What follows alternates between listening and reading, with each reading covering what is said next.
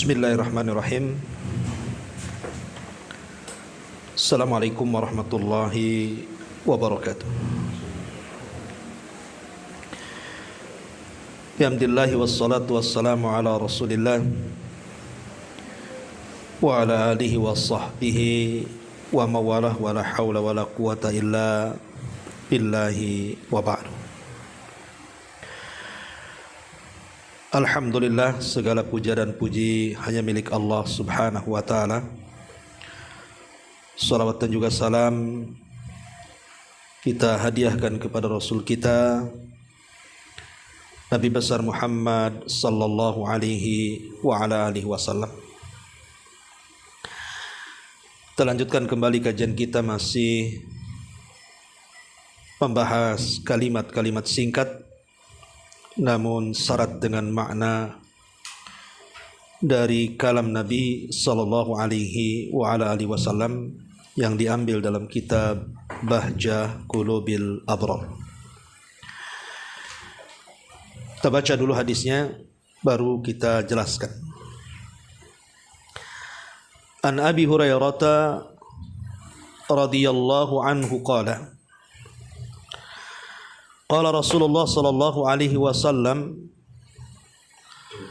unduru ila man huwa asfala minkum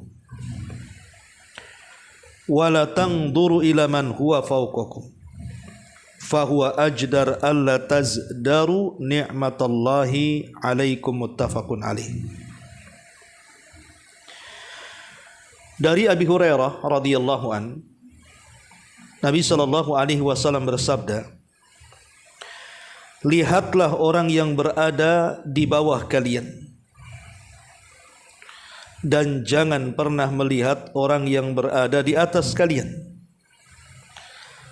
karena itu akan dapat membuat kalian tidak meremehkan nikmat Allah subhanahu wa ta'ala yang dianugerahkan kepada kalian. Di dalam riwayat Muslim juga disebutkan, idza nadhara ahadukum ila man fuddila alaihi fil mali wal khalqi falyanzur ila man huwa asfala minhu. Jika seseorang di antara kalian melihat orang yang diberikan kelebihan dari dirinya dari sisi harta dan kesempurnaan badan, maka hendaklah dia melihat kepada orang yang berada di bawahnya. Hadis ini juga dikeluarkan oleh Imam Muslim. Ma'asyiral muslimat yang dimuliakan Allah subhanahu wa ta'ala, hadis ini adalah hadis yang sangat agung sekali, karena hadis ini bisa dijadikan kaedah dalam hidup kita. Dan siapapun yang mengamalkan hadis ini dengan betul-betul pengamalan, Bu, pasti hidupnya akan tenang. Hidupnya tidak akan stres. Hidupnya tidak akan galau. Hidupnya tidak akan sedih. Karena hadis ini adalah hadis yang menganjurkan kepada kita agar tetap terus mensyukuri nikmat Allah subhanahu wa ta'ala.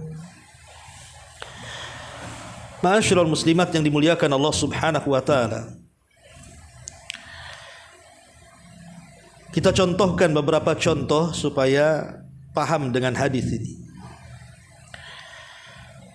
Kalau seandainya Allah subhanahu wa ta'ala takdirkan ibu melihat ada orang yang akalnya mungkin kurang sempurna, entah dia stres, entah dia gila, atau terkadang waras, terkadang gila, maka ibu akan bersyukur bahwa akal kita masih waras dibandingkan orang itu. Atau boleh jadi mungkin dari segi harta, mungkin ada orang yang jauh lebih miskin dibandingkan kita. Dari segi tempat tinggal, alhamdulillah kita masih lebih baik dibandingkan orang lain. Kita punya rumah, orang tidak punya rumah. Kita tidak ngontrak, orang ngontrak. Rumah kita masih besar, rumah orang kecil. Lah ketika kita memandang ke yang di bawah, bukan memandang ke yang di atas, maka tenang hidup kita. Kita bisa bersyukur kepada Allah Subhanahu wa taala. Atau contoh masalah kesehatan. Umpamanya kita melihat ada orang yang buta matanya, kita bisa melihat, alhamdulillah. Ada orang yang tuli telinganya, kita masih bisa mendengar, alhamdulillah. Ada orang yang terbaring, stroke, tidak bisa bergerak, alhamdulillah kita masih bisa bergerak. Ada orang yang terbaring sama sekali, sehingga makan disuapi, minum diminumi, bergerak ke kamar mandi pun harus dipapa. Alhamdulillah kita bisa makan sendiri, minum sendiri, gerak sendiri. Ini semua nikmat Allah Azza wa Jalla yang harus kita syukuri. Makanya Rasul mengatakan lihat ke bawah, jangan lihat ke atas. Ya. Atau mungkin masalah-masalah yang lain, masalah-masalah kehidupan dunia. Mungkin ada saudara kita yang stres gara-gara faktor ekonomi. Dia susah cari pekerjaan, alhamdulillah kita masih ada pekerjaan. Atau mungkin masalah-masalah yang membuat dia galau hidupnya. Mungkin ditinggal mati keluarganya, orang-orang yang dicintainya. Dan kita masih ada orang-orang yang kita cintai. Kita masih diberikan pekerjaan. Suami kita masih alhamdulillah diberikan kesehatan. Maka kita harus bersyukur karena Rasul mengatakan lihat ke bawah, jangan lihat ke atas. Atau mungkin juga ada orang-orang yang diberikan contoh umpamanya ada satu keluarga. Mungkin anaknya nakal, anak kita alhamdulillah tak nakal. Anak orang lain durhaka kepada orang tuanya, anak kita pula tidak. Atau mungkin orang tuanya jelek akhlaknya. Kita punya orang tua baik akhlaknya. Kita punya saudara baik-baik dengan kita. Lah kita harus bersyukur tuh karena rupanya kita masih lebih baik daripada dia. Itulah makna hadis lihat ke bawah, jangan lihat ke atas. Ya. Atau mungkin lebih daripada itu, sekupnya lebih besar lagi. Contoh umpamanya kita hidup di negara aman. Alhamdulillah negeri kita ini negeri yang aman. Tidak ada peperangan seperti yang terjadi di beberapa negara di dunia ini. Tidak seperti Rusia yang perang dengan Ukraina, tidak seperti Palestina yang perang dengan Israel, dan begitu seterusnya. Kita bisa melihat kondisi mereka. Pengungsian di mana-mana, susah makan, obat-obatan susah. Alhamdulillah di negeri kita, negeri yang aman. Mau ke pasar saja tidak takut, mau jalan kemana saja aman. Maka kita harus bersyukur karena kita melihat negara kita lebih baik dibandingkan negara yang jauh keamanannya lebih rendah dibandingkan negara kita.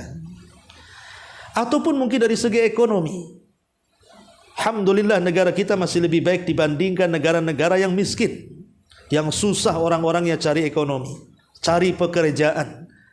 Sebagian mereka harus kelaparan. Kita tidak ada kelaparan di sini, alhamdulillah. Maka dengan melihat kondisi-kondisi orang yang di bawah kita itu, Bu, kita lebih bisa bersyukur lagi kepada Allah Subhanahu wa taala. Bahwa negara kita negara aman, negara kita juga ekonominya lumayan, dan negara kita juga dipimpin oleh pemimpin yang baik dibandingkan negara-negara yang lain. Ini sebuah nikmat yang harus disyukuri oleh kita. Jadi kaedah ini berlaku pada semua tempat. Mungkin jabatan, tetangga kita mungkin memiliki jabatan tinggi. Jangan lihat ke tetangga yang punya jabatan. Lihat ke tetangga yang sebelah kanan atau kiri yang lainnya, yang jauh sama sekali seperti kita. Mungkin boleh jadi di bawah kita, supaya kita lebih bersyukur lagi. Atau mungkin dari segi akhlak. Ya, dari segi akhlak. Ada orang-orang yang akhlaknya di bawah kita. Mereka mungkin suka marah-marah, suka dendam, suka ini, suka itu. Kita alhamdulillah tidak seperti dia. Bersyukur, ya. Karena ada orang-orang yang diuji, umpamanya ada suami, istrinya itu subhanallah suka menyakiti. Ibu tidak pula, alhamdulillah saya tidak pernah menyakiti suami saya, ya. Jadi perkara-perkara seperti ini, ibu punya tetangga baik, alhamdulillah saya punya kawan itu tetangganya jahat sekali. Nah, jadi kan kita bersyukur, Bu, ya kan? Jadi semua perkara kalau kita lihat dan melihatnya ke bawah, tidak melihat ke atas, pasti kita akan bersyukur. Ada orang yang tidak punya keturunan, sehingga dia ke sana kemari cari obat, terapis, tidak juga diberikan keturunan. Alhamdulillah ibu punya anak, anaknya banyak lagi. Bersyukur, rupanya masih ada orang-orang yang di bawah kita. Apalagi, pokoknya masalah-masalah yang ada depan kita, Bu, itu bisa digunakan untuk bersyukur kita kepada Allah Subhanahu wa taala. Ya, ibu punya kendaraan, anggaplah buruk-buruk gitu ya kan. Lihat sama orang yang jalan kaki itu.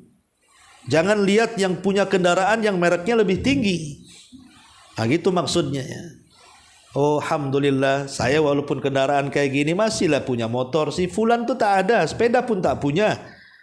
Jadi makin bersyukur jadinya kan. Jangan kemudian akhirnya melihat kendaraan tetangga yang jauh lebih baik, akhirnya capeklah pegel. Kapan saya seperti dia, kapan seperti dia.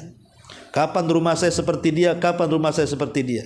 Kapan saya ingin punya pekerjaan seperti dia, seperti dia. Dan begitu seterusnya. Capek tuh kalau orang nenggak ke atas tuh. Pasti leher kita akan terputus tuh kalau nengok ke atas terus. Makanya di sini Nabi SAW mengatakan, lihat ke bawah, jangan lihat ke atas. Ini kaidah hidup namanya. Ibu kalau ngamalkan hadis ini, Bu, saya yakin, Bu, pasti ibu akan tenang hidupnya. Kenapa? Karena ibu akan merasa qanaah masalahnya. Qanaah itu artinya redha dengan pemberian dan bersyukur dengan pemberian.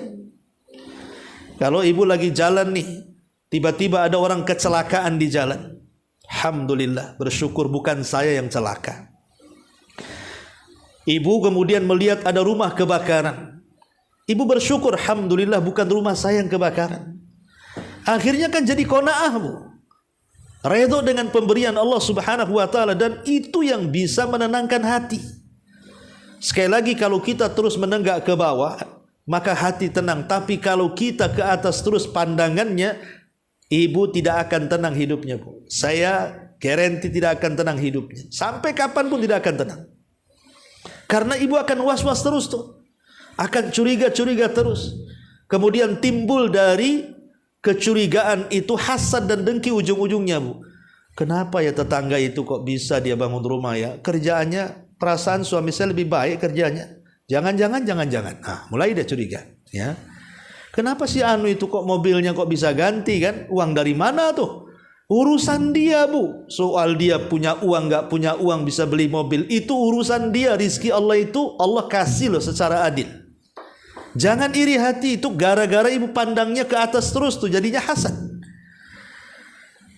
Tetapi kalau seandainya ada tetangga kita diberikan nikmat, maka katakan sebagaimana yang dikatakan para ulama, alhamdulillah, Allah sudah berikan nikmat kepada tetangga saya, tetapi ya Allah berikan nikmat yang jauh lebih baik lagi dibandingkan tetangga saya kepada saya. Harusnya kan begitu, supaya tenang hidupnya. Makanya Nabi SAW mengatakan, ungzuru ila man huwa asfala minkum. Lihat kepada yang bawah.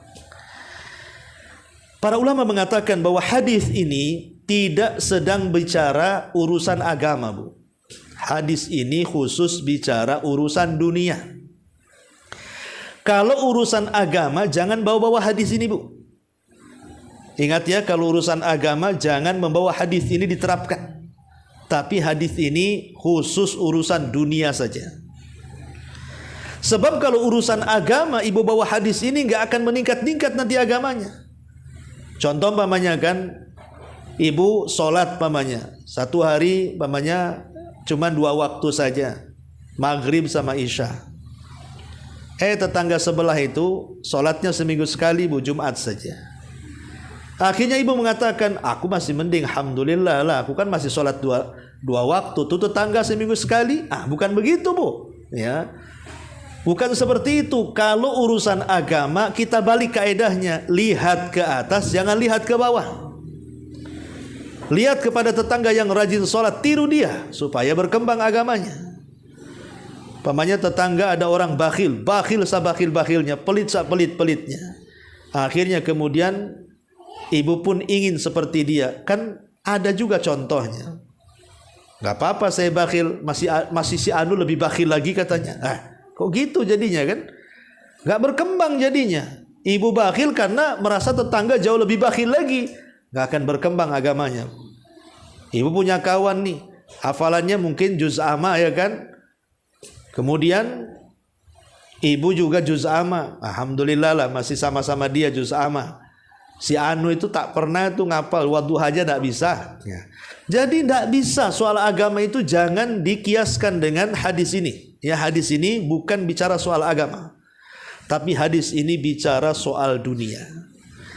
Taib, masyarul muslimat yang dimuliakan Allah Subhanahu wa taala. Apa yang kita bisa petik dari hadis ini? Yang pertama, disebutkan para ulama, hadis ini mengajarkan kepada kita alla tahkira ni'amallahi ta'ala.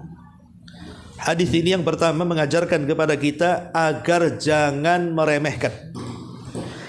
Jangan sampai meremehkan nikmat-nikmat Allah yang telah Allah anugerahkan kepada kita.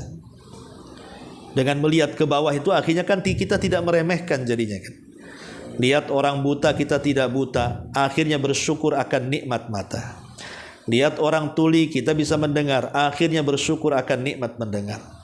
Lihat orang bisa makan satu kali, kita pula 2-3 kali, alhamdulillah.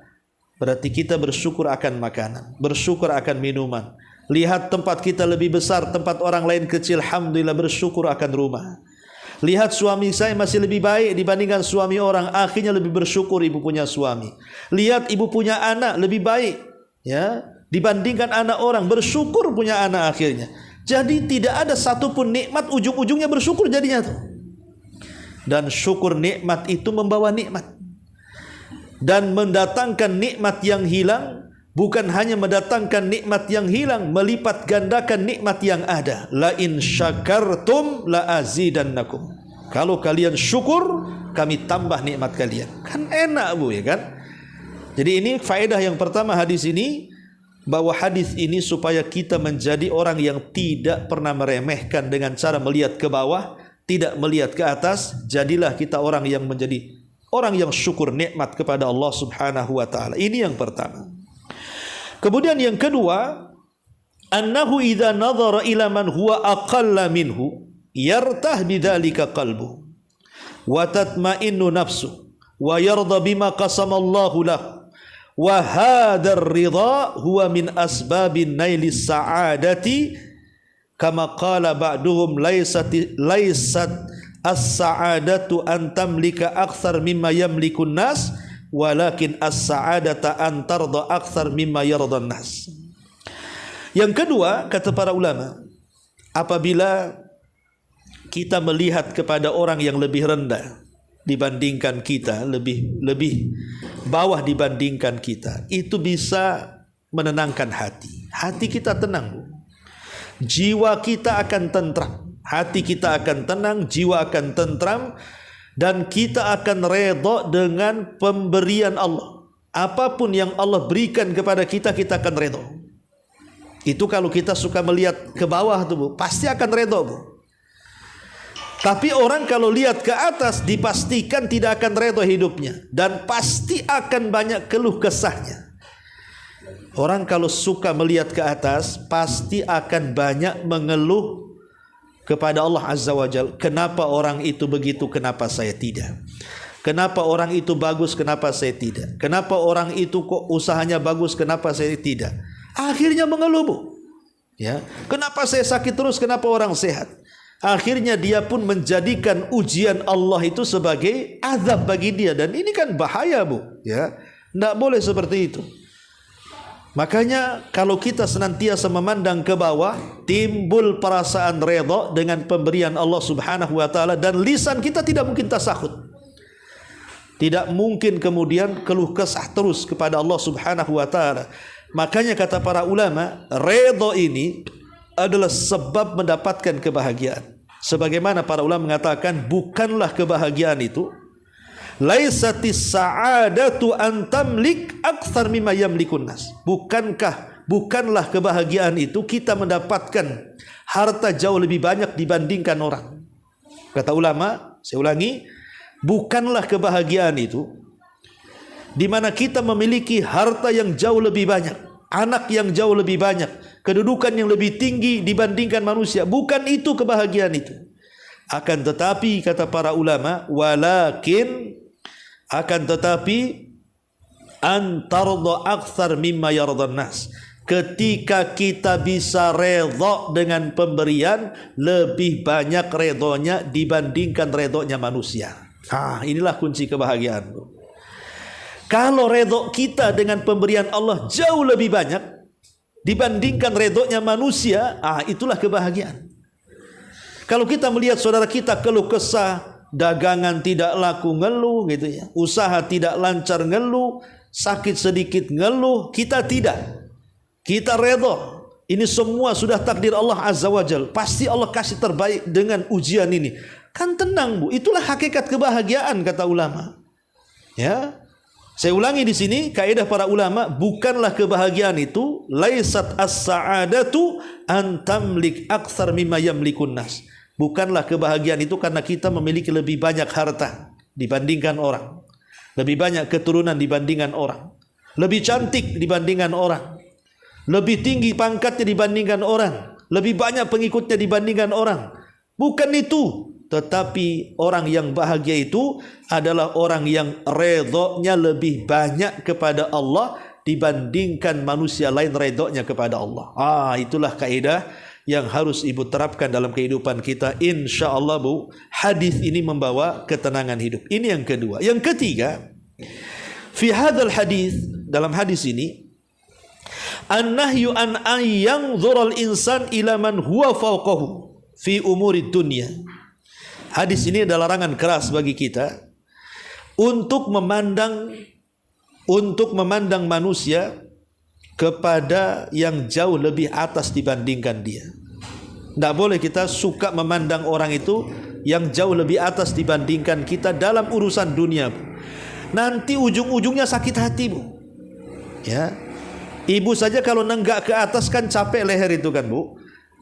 Kalau ibu memandang tetangga yang lebih kaya, ya kan, tetangga yang lebih baik kehidupannya, atau mungkin kawan-kawan ibu yang nampak hartanya banyak, kemana-mana bawa mobil bagus, tas bagus, baju bagus, lama-lama ibu sakit hati Bu. Ya, lama-lama stres kan. Kapan saya punya baju kayak dia ya, saya punya tas kayak dia kan, yang branded itu, kapan kok sendalnya cantik kali ya. Itu lama-lama stres Bu.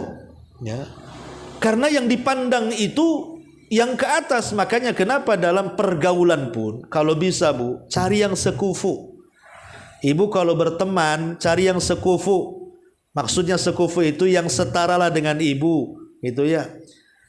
Temannya tidak terlalu kaya, tidak terlalu miskin lah, samalah dengan ibu lah istilahnya kan. Ibu juga tidak kaya, tidak miskin, kawan juga sama. Kalau kita berkawan dengan yang selevel Bu, insya Allah tenang kita ini. Apalagi berkawan dengan yang di bawah level ibu, berkawan dengan yang jauh lebih miskin lagi dibandingkan ibu, lebih tenang lagi. Tapi kalau ibu berkawan dengan orang kaya nih, ibu ya pas-pasan hidupnya, kawannya orang-orang kaya, sekali naik mobil nebeng kan gitu ya. Nanti masuk ke rumah orang itu nengkok cangkirnya ini berapa nih? Ini ratusan juta nih. Belum kompornya, belum ininya, belum itunya, nanti pulang lemes Bu. Ya, tengok kompor ibu hitam semua, kompor orang mengkilat-kilat kan itu. Ini kan nanti jadi sakit hati jadinya, nggak tenang hidupnya. Makanya Rasul melarang jangan pernah melihat ke atas ya dalam urusan dunia. Kenapa demikian? Kata para ulama, li anna hadzan nadharu yuaddi ila an yahkira ni'amillahi alaihi. Sebab kata ulama, kalau kepala kita terus menenggak ke atas, melihat yang jauh lebih baik dibandingkan kita, ujung-ujungnya Bu, kita akan meremehkan nikmat Allah. Pasti akan merendahkan nikmat Allah. Kita jarang bersyukur akhirnya kan Bu. Kita jarang bersyukur akhirnya. Harusnya kita bersyukur dengan ibu bisa makan di pagi hari, bisa minum di pagi hari, diberikan kesehatan. Harusnya ibu bisa bersyukur, akhirnya nggak bersyukur. Karena apa? Melihat terus orang lain tuh. Kapan seperti dia, kapan seperti dia, kapan bersyukurnya? Itulah makanya kalau memandang ke atas itu hilang perasaan syukurnya, seolah-olah Allah tidak pernah berikan nikmat kepada kita. Ini bahaya ya. Jangan sampai kemudian ada perasaan seperti itu, karena ini akan mengakibatkan kepada qalaq. Qalaq itu artinya kegundahan dalam hati. Ma'asyiral muslimat yang dimuliakan Allah Subhanahu wa taala, ini yang ketiga. Kemudian yang keempat di antara faedah hadis ini. Yang keempat adalah fi hadzal hadis bayanu kaifiyati mu'alajati da'il hasadi wa tatallu'i ila ma huwa fi aidin nas. Hadis ini sebagai obat, Bu. Hadis ini adalah hadis yang mengajarkan kepada kita obat yang paling mujarab untuk mengobati penyakit hati.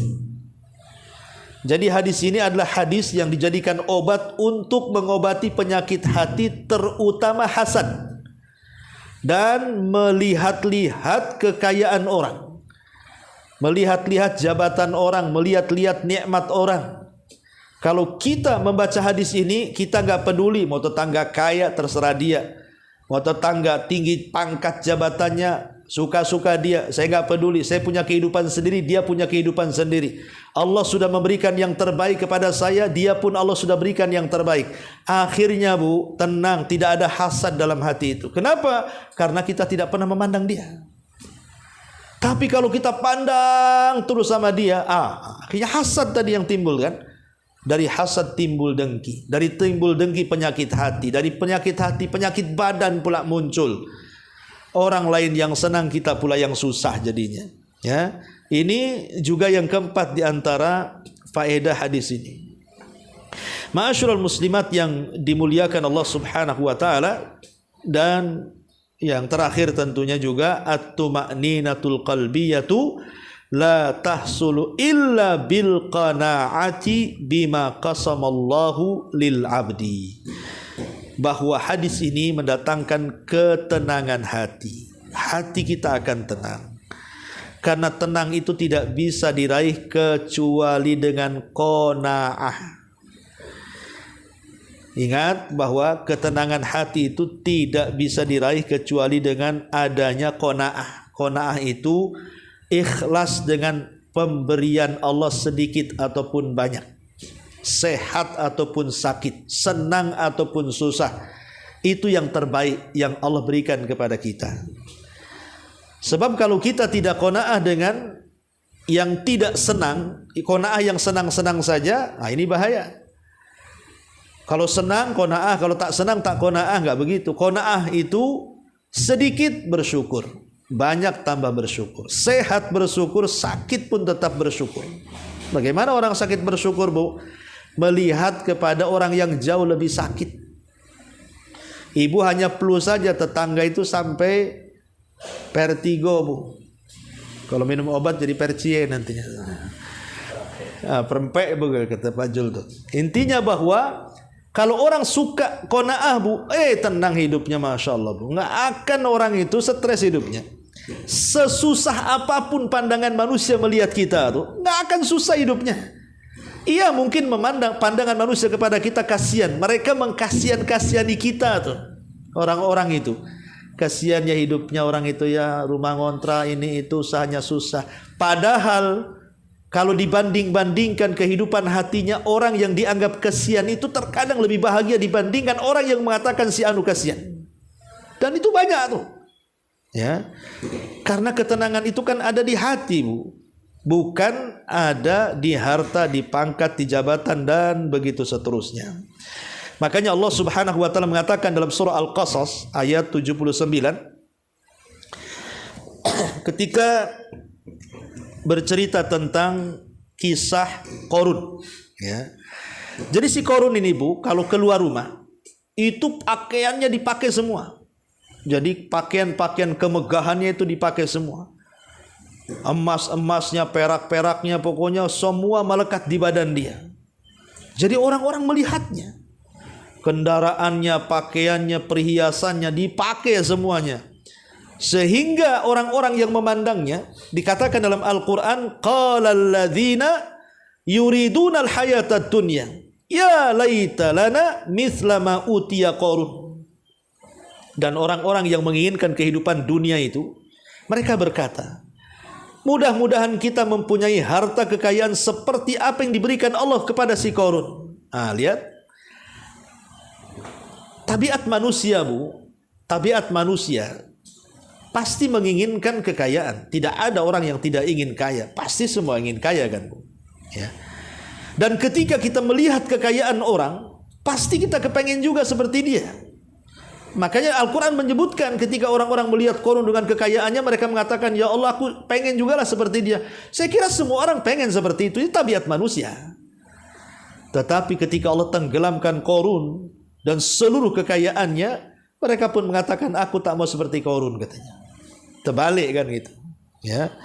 Artinya dari sini ketika kemudian kita memandang orang lain dengan yang lebih tinggi dibandingkan kita, hilang syukur kita kepada Allah. Dipastikan hilang syukur kita. Nggak akan bersyukur lagi kita kepada Allah. Ya. Karena merasa bahwa nikmat kita ini kecil. Allah itu ngasih kok nggak seperti dia kasih ya. Allah kok seperti ini ya sama saya. Seperti itu akhirnya. Padahal saya sudah sholat, katanya Ustadz, kalau sholat itu nanti pintu rezeki terbuka, katanya. Saya sudah sedekah, katanya dilipat gandakan. Saya sudah sholat duha, sholat ini, sudah zikir, sudah saya amalkan semuanya kok. Mana kata Ustadz bual aja, tak kaya-kaya pun saya, katanya. Oh, dia tidak paham bahwa kekayaan itu adalah ghinal qalbi. Kekayaan itu kekayaan hati yang sebenarnya. Karena banyak orang kaya itu tidak senang hidupnya.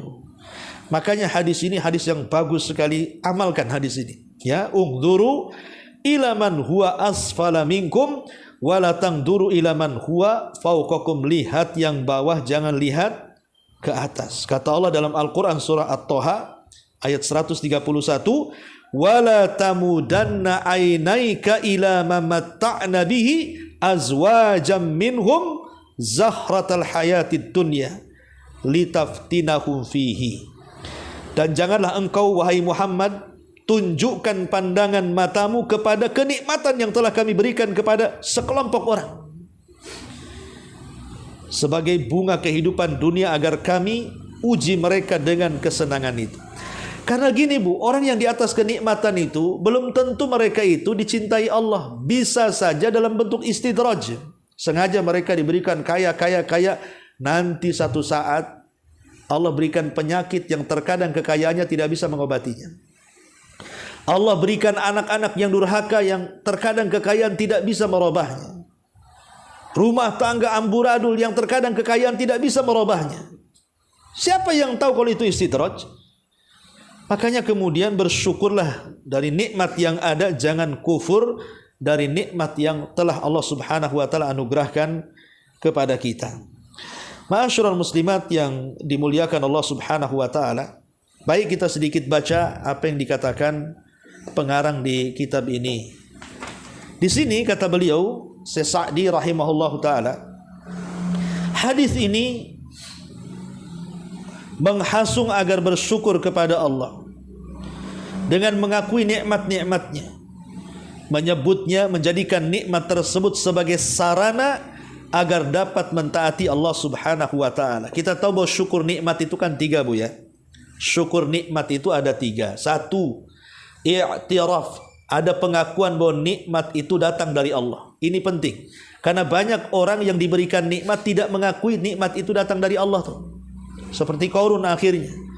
Ketika datang syariat zakat, dia mengatakan, enak saja si Musa ngirim-ngirim orang minta zakat kepada saya. Ini kekayaan hasil jerih payah saya.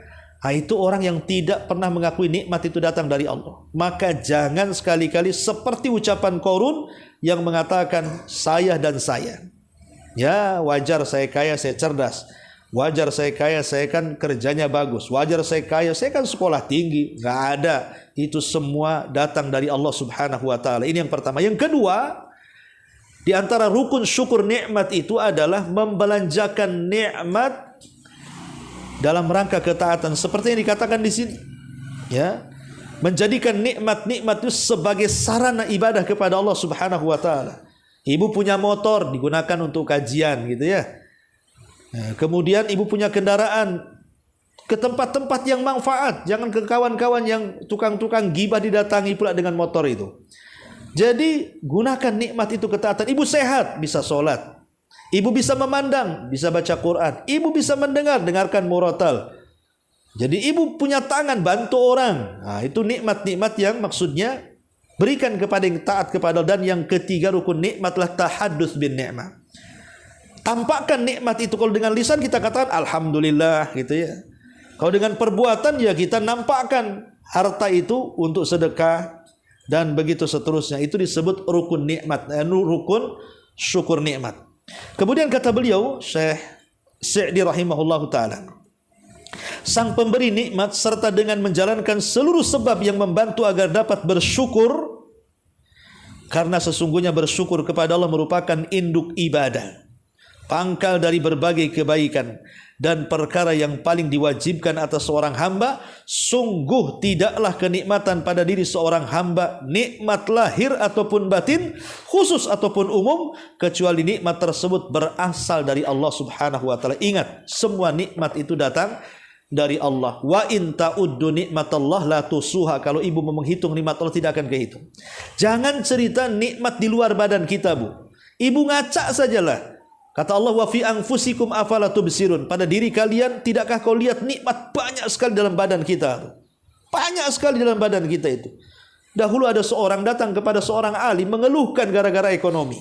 Susah ekonominya. Datang kepada seorang alim. Kemudian dia mengatakan, kalau nggak salah datang kepada seorang yang bernama Yunus ibn Ubaid. Yunus ibn Ubaid rahimahullah ta'ala, seorang alim. Lah orang ini mengeluhkan kondisi hidupnya susah. Hasil itu aja nyanyinya itu. Dia datang kepada Yunus ibn Ubaid itu, ya alim, ya sang alim, ya ulama, ya imam. Dia mengatakan, aku ini sudah susah hidup katanya, susah cari pekerjaan, nasihati aku katanya. Akhirnya kemudian Yunus ibn Ubaid mengatakan, gini saja kalau kau ingin duit, bisa nggak kau copot matamu katanya. Saya beli matamu 1.000 dinar. Oh, enggak bisa lah imam, nanti saya buta pula katanya. Kalau tak mau matamu, copot telingamu. Aku beli 100.000 dinar. Enggak bisa lah, kalau saya copot telingaku budak aku katanya. Kalau enggak mau, udah otakmu aja kau copot katanya. Aku beli 100.000 dinar. Oh, enggak mau, nanti gila pula aku katanya. Akhirnya disebutkan satu-satu anggota badannya itu. Ketika mau dibayari 100.000 dinar, dia tak mau dari atas kepala sampai kaki. Apa kata Yunus ibn Ubaid? Sebenarnya kau ini kaya sebenarnya. Coba kalau kau jual semua anggota badanmu itu, berapa ratus dinar kau dapat katanya. Kau tidak bersyukur saja itu. Nah, lihat. Nah, bagaimana kemudian ulama ini mengatakan bahwa kita ini kaya. Lihat orang-orang yang kekurangan oksigen tuh, Bu. Mereka harus membeli oksigen di rumah sakit itu ratusan juta, Bu. Lihat orang yang kekurangan darah itu, terkadang cari darah, cari AB, cari A, susah sekali. Sampai akhirnya taruhan, siapa yang punya darah, sekian uangnya. Saking susahnya kesehatan itu. Lah itu dalam badan kita ada nikmat loh, ya. Disyukuri, maksudnya begitu. Kemudian di sini Nabi telah memberikan sebuah solusi yang menakjubkan sekali. Sebab yang kuat untuk bersyukur kepada nikmat Allah Subhanahu wa taala yaitu dengan melihat kepada orang yang tingkatannya lebih rendah dibandingkan dirinya. Dari sisi mungkin pikiran, ataupun mungkin pikiran tadi, orang ini lebih bodoh dibandingkan saya. Bersyukur bahwa ibu lebih pintar dibandingkan dia. Kan ibu sekolah, kan itu ya. Ada orang yang bodoh-bodoh gitu. Alhamdulillah ibu masih cerdas. Bersyukur diberikan kecerdasan. Jangan pula negak ke atas tengok profesor, ya kalau tak ibu, kan itu ya. Nah, ini yang pertama. Yang kedua kata beliau, dari nasab. Alhamdulillah saya orang baik-baik. Ibu saya baik, orang tua saya baik. Itu yang sebelah itu enggak jelas itu orang tuanya. Jadi bersyukur. Kemudian juga dari harta. Ibu masih punya harta, orang lain tak punya harta, akhirnya bersyukur. Kemudian dari berbagai jenis kenikmatan dunia, ketika dia melakukan cara pandang seperti itu, hal tersebut akan mendorongnya untuk banyak bersyukur kepada Rabb-nya dan memujinya, karena dia selalu melihat banyaknya makhluk yang posisinya beberapa derajat di bawah posisi dirinya dalam berbagai kriteria yang telah disebutkan di atas. Ma'asyiral muslimat yang dimuliakan Allah Azza wa Jalla. Kemudian beliau memberikan beberapa contoh di sini. Kata beliau, dia melihat banyak manusia yang dicabut akal-akal mereka. Dia pun memuji Allah karena kesempurnaan akalnya. Alhamdulillah saya masih waras, orang itu gila, gitu maksudnya. Dia menyaksikan banyak manusia yang tidak memiliki kesempatan bahkan Untuk makan pokok pun mereka susah. Ibu masih bisa makan, alhamdulillah masih bisa makan. Lihat tuh para pengungsi di Palestina itu. Susah mereka sampai mati kelaparan. Dia melihat banyak manusia diuji dengan berbagai macam penyakit. Ibu tidak, alhamdulillah, ya adalah penyakit tetapi tidak separah orang itu. Alhamdulillah, ibu masih mensyukuri nikmat sehat walaupun yang tersisa. Kemudian dia memperhatikan banyak manusia di lingkungannya oleh keresahan, kesedihan, was-was, sempit hati. Kemudian dia melihat dirinya terbebas dari penyakit-penyakit seperti itu. Ibu tengok tetangga, ada orang yang duduk di pintu, melamun aja. Ibu tak duduk di pintu, kan itu ya. Artinya ibu masih sehat, masih tidak stres, alhamdulillah. Tetangga stres, ibu tidak. Kemudian juga dia memperhatikan banyak manusia dari lingkup keresahan. Kemudian orang-orang yang diuji dengan salah satu dari musibah-musibah tersebut, dia akan mendapati banyak manusia yang musibahnya jauh lebih parah. Artinya, cobalah pandang kepada orang yang di bawah, jangan pernah memandang kepada yang di atas. Insya Allah itu akan lebih bisa bersyukur lagi kepada Allah Subhanahu wa ta'ala. Kemudian kata beliau di akhir, beliau mengatakan ketika rasa syukur ini menjadi pangkal dari berbagai macam kebaikan sekaligus sebagai tanda adanya kebaikan, maka Rasul sallallahu alaihi wasallam mengajarkan Mu'adz untuk selalu dibaca setelah salat, inni uhibbuka fala tada'anna an taqula dubura kulli salatin maktubatin Allahumma a'inni ala dzikrika wa syukrika wa husni ibadatik. Maka Rasul memberikan saran kepada Mu'adz untuk dibaca zikir setelah salat. Allahumma ya Allah, a'inni ala dzikrika, bantulah aku untuk berzikir kepadamu, wa syukrika, dan bantulah aku supaya bisa bersyukur kepadamu. Itulah akhirnya dijadikan wirid pada setiap selesai salat, zikir dan bersyukur kepada Allah Subhanahu wa taala. Wallahu a'lam bishawab. Ini yang bisa saya sampaikan. Taib, sebelum saya tutup, Bu, silakan kalau ada yang mau bertanya.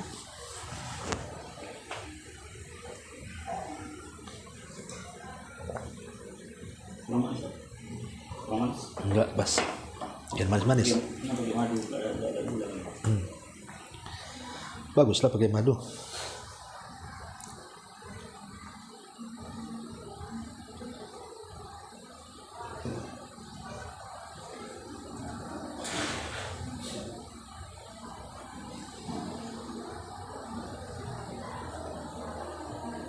Dibaca sebelum salam boleh saja. Zikir salat. Iya. Sebelum salam. Ada riwayat sebelum salam, ada yang setelah salam. Tapi kebanyakan lama setelah salam jadikan wirid salat.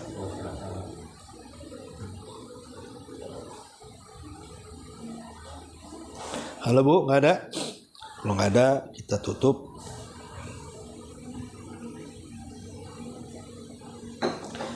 Ya, yang di YouTube ini, Ustadz, saya boleh tanya? Boleh lah. Mana pertanyaannya? Tak ada pertanyaannya.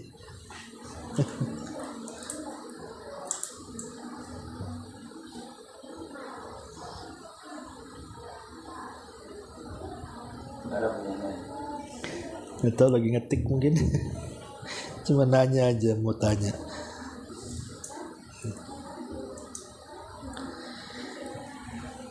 Taib, karena yang di YouTube juga lama ngetiknya, di sini pun tidak ada pertanyaan.